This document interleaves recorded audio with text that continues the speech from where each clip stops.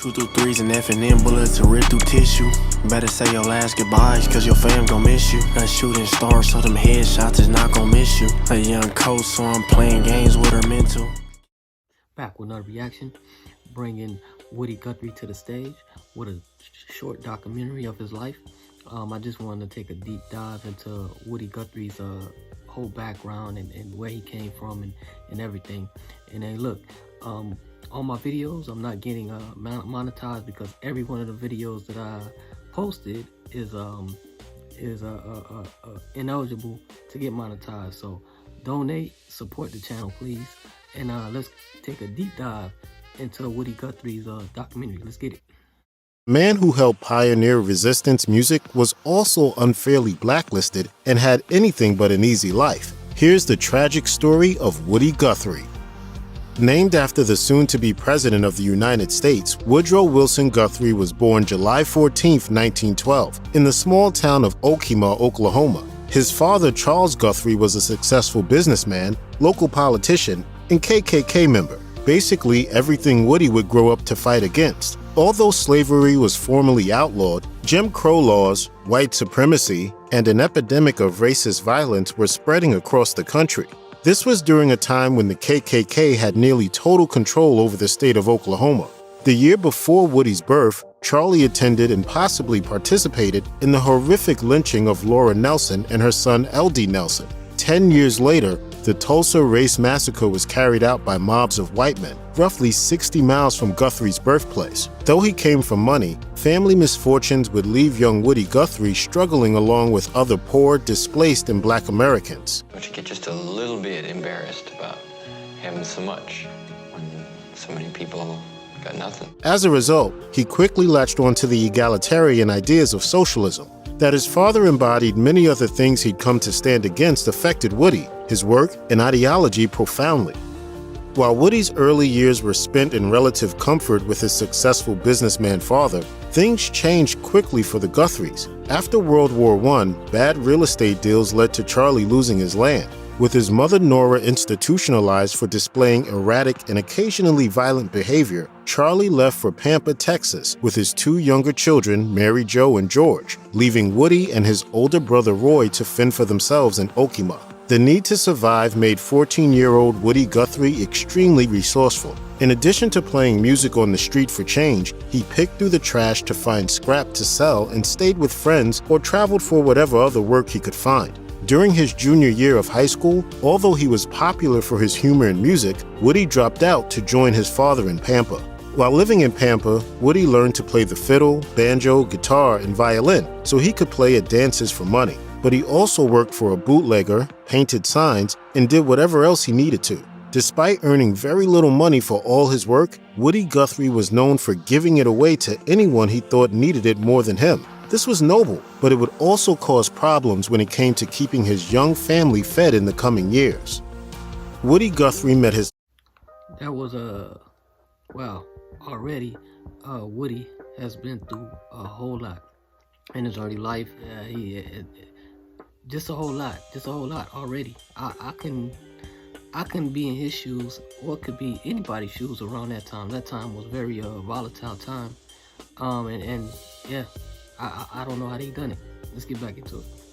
Met his first wife, Mary Jennings, in Pampa, and they married in 1933 when he was just 19. By then, the great drought that caused the Dust Bowl was already devastating the plains. By 1934, the once fertile region had been turned into a desert wasteland, deepening the impact of the Great Depression. With a new family to provide for, Woody migrated to California during the Dust Bowl. At the time, novelty cowboy singers were wildly popular. In 1937, Woody found work performing a comedic musical hillbilly act for radio on KFVD in Hollywood. Along with his broadcast partner, Maxine "Lefty" Lou Chrisman, he was able to ride the wave of cowboy nostalgia and make a name for himself in Los Angeles. The duo received thousands of fan letters and a little money, but as Guthrie's audience grew, so did general awareness of his socialist views. The songs Guthrie was singing on the radio expressed a notably left-wing political ideology. Amid fears that the radio station would appear sympathetic to the Soviet Union, Guthrie was fired. The more politically vocal he became, the more his following shrank. However, Woody Guthrie continued to develop and share his voice and ideas. In New York, Woody Guthrie was supported by a like-minded community of radicals and musicians like Pete Seeger, Leadbelly, Burl Ives, and many others. His popularity climbed again, and in 1941, he formed an anti-war folk group called the Almanac Singers. By this time, Mary and the children were living back in California, and the Guthries were all but divorced. Woody, however, stayed furiously busy. At first, the Almanac Singers wrote songs critical of the war, but when Hitler invaded the Soviet Union in June 1941, their music became explicitly anti-fascist. This was the era where the famous phrase, quote, "This machine kills fascists," began appearing on Woody's guitar. Before the divorce with Mary was finalized, Woody Guthrie was already starting a family with Marjorie Mazia. He joined up with the military-adjacent civilian naval group, the Merchant Marine, after being persuaded by a friend, did his time, and returned home, but soon received another draft notice. His pleas for deferment were denied, and he was sent out again. But Guthrie's communist leanings became less and less tolerable to the United States government. So in retaliation for some of his writing in communist newspapers, the FBI suspended Guthrie's Seamen's papers. He was then drafted into the Army just as World War II was coming to an end. But as it turned out, this would not be the end of his harassment by the government.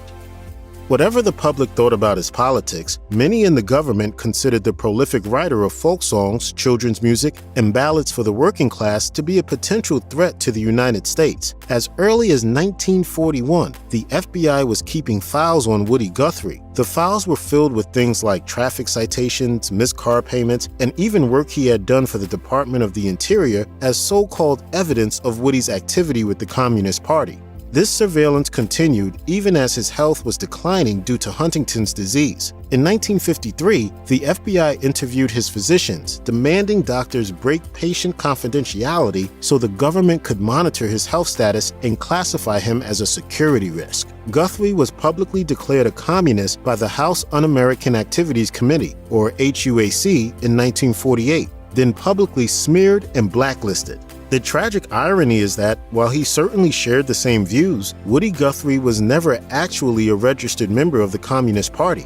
And while the label hasn't stopped Guthrie from staying on in the popular imagination, it's hard not to wonder what his legacy could have been if he hadn't been hounded by a paranoid government for so long.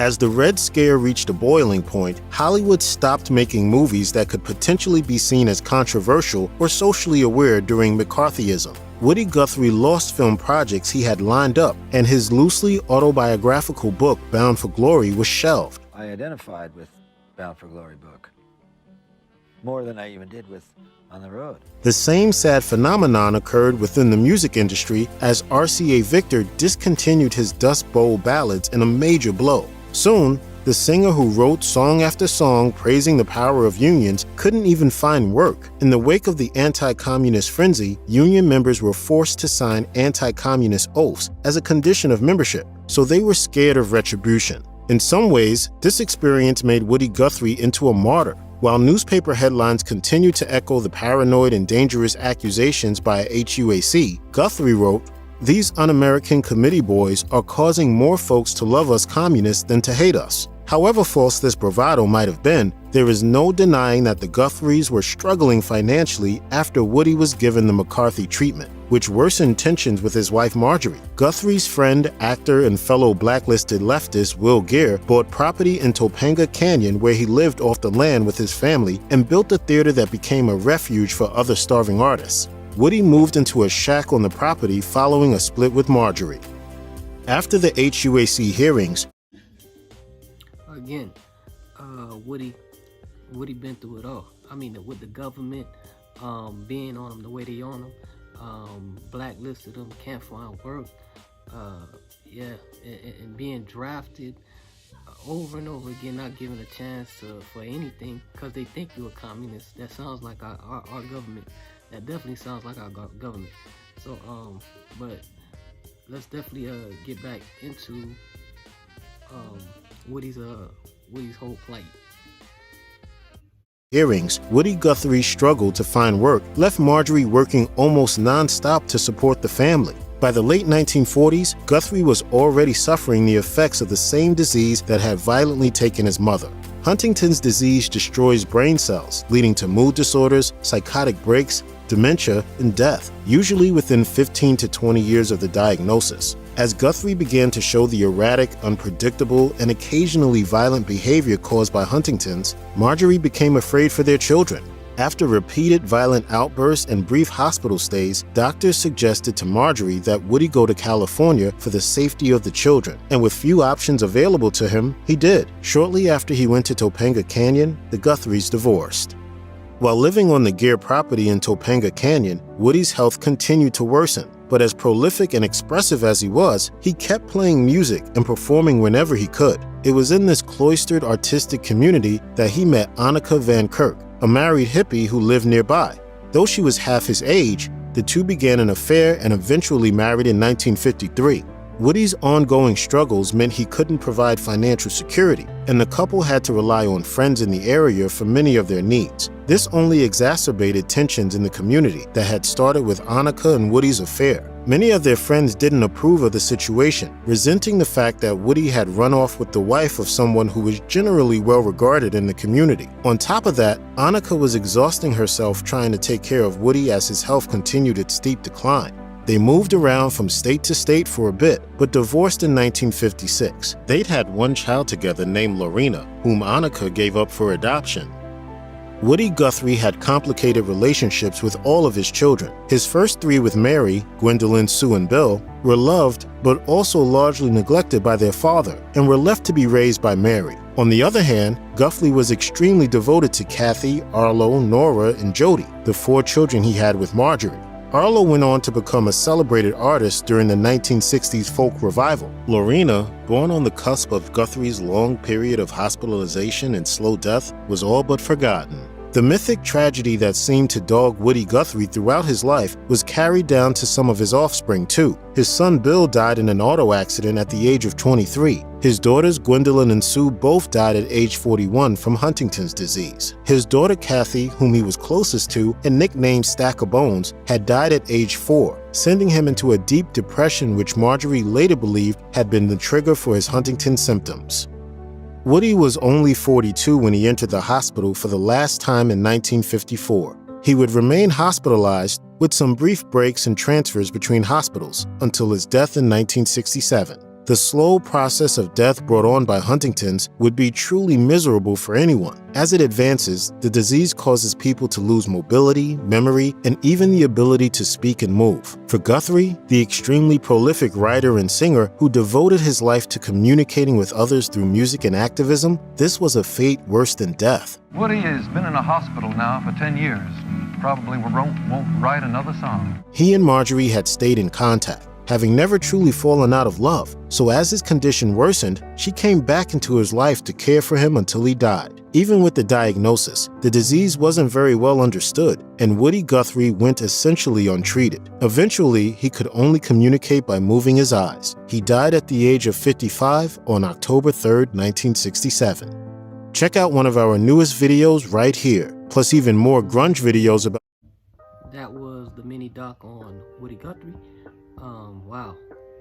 Woody been through a lot in his time. I couldn't even picture myself in Woody's shoes, let alone his kids and what he's seen. Woody's seen a lot his entire life. I mean, even to battle Huntington's disease, and most all your kids fall victim to the same disease that you died from. It's crazy to me.